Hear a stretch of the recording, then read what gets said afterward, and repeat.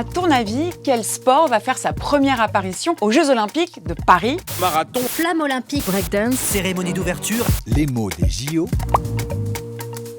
La 33e Olympiade entre dans la danse. Pour la première fois de l'histoire olympique, le breakdance, qu'on appelle aussi breaking ou break, va faire son apparition aux Jeux. Breaking a prouvé encore une fois qu'il avait cette capacité de faire partie des Jeux, donc la performance est une source de créativité, donc on est super contents. Mais au fait, c'est quoi le breaking? Tout commence dans les années 70 dans le Bronx, un quartier populaire de New York et qui est aussi le berceau du mouvement hip-hop. C'est DJ Kool Herc qui pose les bases de ce mouvement avec un nouveau style musical construit à partir de boucles rythmiques qu'il extrait de ses vinyles de funk, de soul et de disco. Et cette base rythmique, c'est précisément ce qu'on appelle les breaks, comme le verbe to break en anglais qui veut dire casser.